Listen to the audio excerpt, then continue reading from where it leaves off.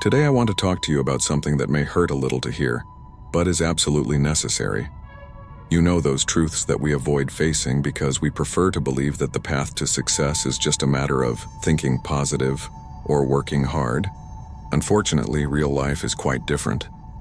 And this painful reality, which many people don't want to accept, is that growing up requires facing discomfort and our own limits.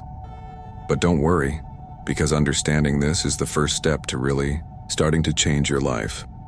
Have you ever found yourself complaining that nothing works, that you feel like you're running in circles? It may be hard to admit, but often what stops us from moving forward is precisely our refusal to accept that real growth doesn't happen in comfortable moments, but in periods of crisis and challenge. But these moments don't come with warning signs. They sneak up on you when you're comfortable, and then everything changes. It's as if life were saying, "Do you think you've learned enough? Then get ready to be tested." And when those tests come, the first thing we feel is fear. Fear of not being good enough, of failing, of being judged. And this is where many people stop or give up. They prefer to believe that the problem lies with the world outside, with luck or with circumstances, rather than accepting that the real battle is taking place within ourselves. There is no way to grow without giving up some illusions about who we think we are. Imagine a plant. It grows strong and healthy when it is rooted in firm soil, with enough water and light. But if you leave it in a small pot for too long, it starts to suffocate. The roots become entangled and there is no more room to expand. And if it isn't transplanted to a bigger place, it eventually withers and dies. We are like that plant. We need room to grow, challenges that push us out of what is safe and familiar. However, getting out of the pot is uncomfortable. It's painful. But do you know what's even more painful? Staying where you are and realizing, years later, that you never left. Many people get stuck in the same cycle for years, refusing to make significant changes.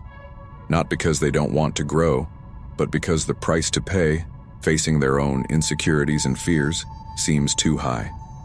So they live in their comfort zone, even when it's no longer comfortable.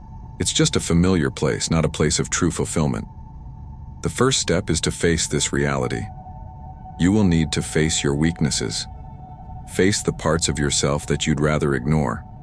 Your insecurities, your doubts, the limiting beliefs that make you doubt your own worth. And this is a continuous journey of facing discomfort and learning to use it as fuel to go further. Have you ever heard of the concept of breaking point? It's that moment when you either break down and give up, or you find an inner strength you didn't even know you had. But nobody wants to reach that point, right? We want the results, but avoid the pain of the process. It's like trying to cross a dense forest without getting mud on your feet. But that's the painful truth. You have to get your feet dirty. You need to take risks. Throw yourself headfirst into situations you're not sure you can handle. That's where growth happens. Okay, but how can you start to change? First, by accepting that discomfort is part of the process. Without it, you'll never get anywhere, except that growing up hurts. It requires effort, determination, and sometimes even a little suffering. But also know that every pain carries a lesson, and it is through it that you grow stronger and become capable of achieving things that seemed impossible before. Are you ready to face this pain? To step out of your box and venture into the unknown, knowing that there is a real chance of failure? Because that's where the secret lies. Because in the end, it's the pain of growth that frees us from the chains of fear. And that's the point where many people give up, but if you've been with me so far, I know you want more. When you stop and think about what's really holding you back, maybe things like lack of opportunities, lack of resources, or even people who have tried to put you down come to mind. But there's something much deeper than all that, your vision of what's possible. Because deep down, the reality is that we are often prisoners of the stories we tell ourselves. And it's this internal narrative that we need to talk about. You know that feeling of, "This isn't for me," or, "No matter how hard I try, things never change"? These little phrases become a kind of filter that distorts what you see in the world. They make you ignore opportunities. They get you stuck in a cycle of self-sabotage. This is the first obstacle we need to recognize and face, because the truth is that you can't overcome what you can't see. Let's imagine for a moment that you're trying to run a marathon, but, without realizing it, you're wearing heavy iron anklets. With every step, you feel a tremendous weight, a tiredness that makes you think you simply can't do it. But you've never looked down to see what's holding you back. And it's the same in our minds. That's the hard truth. We create our own limitations and, over time, turn them into reality. So stop and ask yourself now, what are the stories you've been telling yourself? Perhaps you tell yourself that you're not good enough, that you don't have time, that you lack motivation. But the truth is that behind all these excuses, there's a layer of fear. Fear of trying and failing, fear of being criticized, fear of leaving your comfort zone. That's the painful reality you need to accept. The biggest obstacle lies within you. Now, if you're stuck in these invisible chains, how can we start to loosen them? This is where the second layer of this uncomfortable truth comes in. It's not enough just to recognize the problem. You have to be willing to change the way you see the world. And that change starts with the way you see yourself. Imagine a warrior on a battlefield. He is surrounded by enemies on all sides, with no obvious way out. The natural reaction would be to give up, to accept defeat. But what does he do? Instead of focusing on the forces that oppress him, he focuses on his own abilities. He looks for a loophole, a weak point, a small space in which to move. He shifts the focus from the problem to the solution. And that's something you can do too, even when it seems like all the exits are closed. Because the truth is that, in many cases, the only thing we need to change is the courage to look at the situation from a different angle. It's in the discomfort that real growth happens.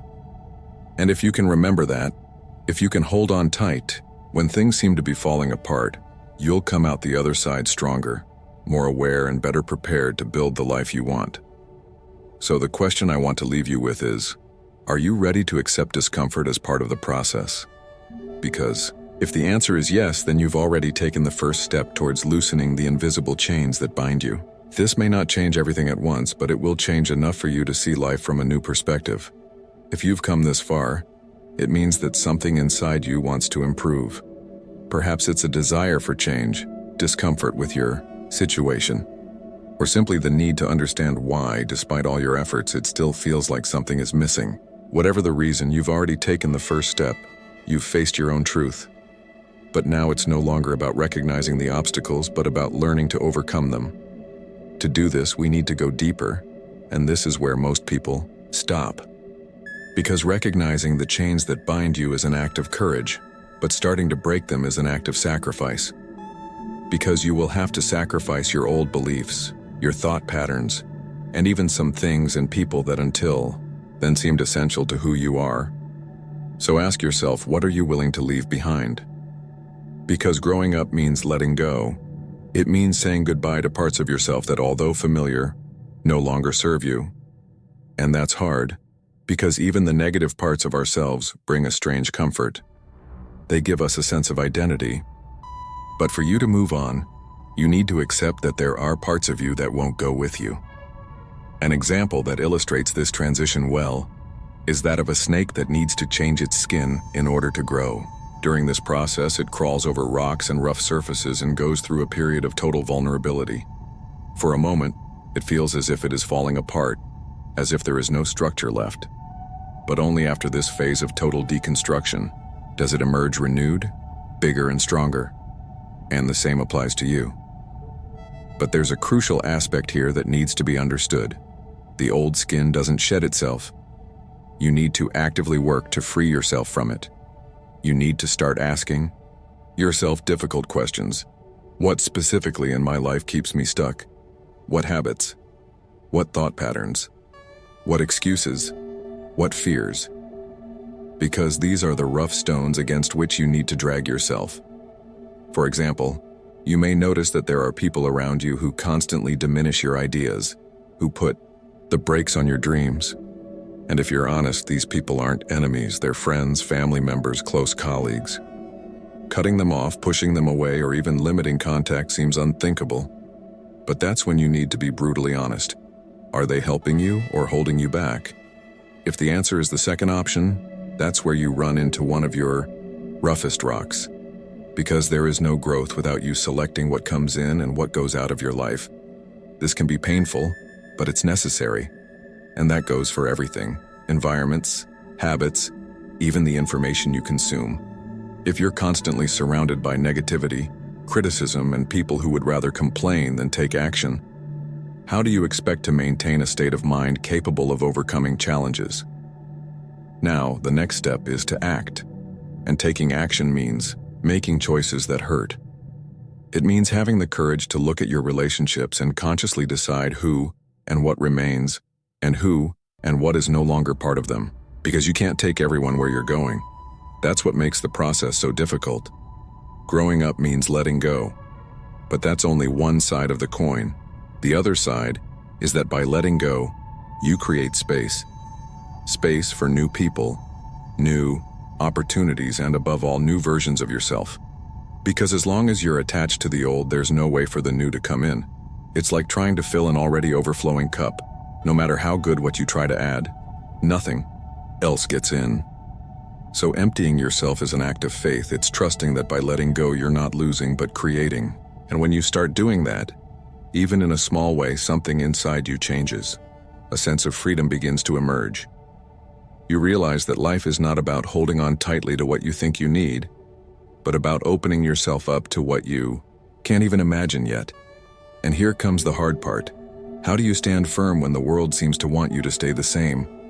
Because there will be resistance. There will be fear. People will question it. You yourself will doubt it. But it's exactly at this point that you need to hold on to the vision of what you want to become. So take a deep breath. And even if you're afraid, keep going. Because it's in the midst of this chaos that you'll discover the strength you didn't even know you had. When you're on the verge of giving up, remember this. Transformation is never visible from the inside. The growth process is like planting a seed. You don't see the root expanding under the earth, breaking through the soil and growing stronger, but that doesn't mean that nothing is happening. What happens in the dark, away from your eyes, is what determines your ability to flourish later on. For many, when everything seems stagnant, when the weight of decisions made begins to suffocate, that's when most people step back. They look around and think nothing has changed, maybe I should go back.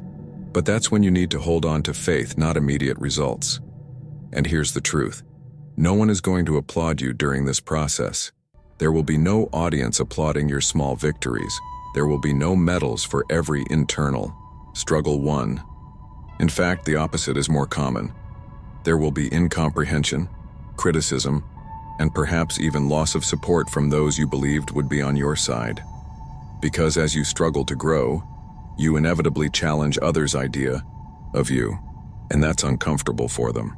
But there is a moment that separates those who truly transform from those who just flirt with the idea of change. This test comes in many forms. It can be a situation that puts your new beliefs to the test. It can be a challenge that awakens your old fears, or even a temptation to go back to what is familiar. And that's when most people fall apart. Because in the last moments before emerging as something new, that's when the pain of leaving the past behind becomes most intense. To illustrate, think of a butterfly coming out of its cocoon. It writhes, struggles, and struggles. From the outside, someone might think that it's suffering needlessly, that it's cruel to let it go through this. But if you helped her, if you opened the cocoon early, do you know what would happen? Her wings would never develop. Without the resistance, without the pressure of the process, the wings remain weak, unable to fly. What seems like unnecessary suffering is actually the only way to prepare her for what is to come. So don't look for shortcuts. Don't try to escape the pressure. It's what's strengthening your wings. And when you feel like you can't take it anymore, remember that's when you're closest to true transformation. But here's the irony. When you finally break through, when you emerge from the cocoon with strong, vibrant wings, the world doesn't instantly change to recognize the new you. The people around you, the circumstances, may continue to act as if you were still that old version. And this is where the true power of transformation manifests itself, because you no longer depend on external validation. You have changed for yourself, not for the world. And when that happens, something magical unfolds. The world inevitably adapts. Those who once doubted you start to notice. Those who ignored you come closer. And doors that seemed locked start to open. But the key to it all was that you didn't change to be accepted. You changed because there was no other choice, because growing up became more necessary than staying the same. So ask yourself, what do you really want? Because with new wings come new responsibilities. With new strength come new challenges. The true freedom you've been looking for isn't a rest, it's a new beginning. The question is not whether you can get through it, but whether you are prepared for what comes next. Because growth is not an end. It's a portal, a doorway to a new series of challenges, a new level of achievement, and of course, new fears. And that's where many stumble, because they mistake the apex of transformation for the end of the journey. But you now know the truth. You've only just begun. And if you've made it this far, overcoming every obstacle, facing every inner demon, there's nothing that can stop you.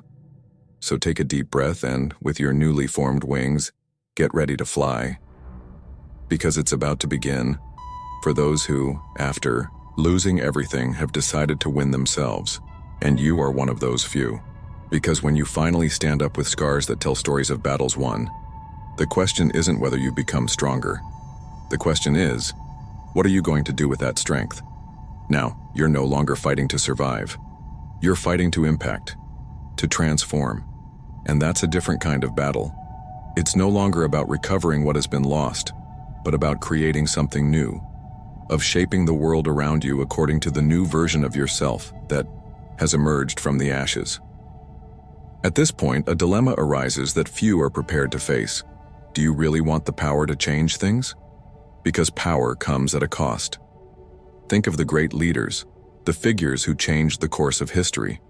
They were not only defined by the pain they endured, but by what they did when they finally had the strength to act.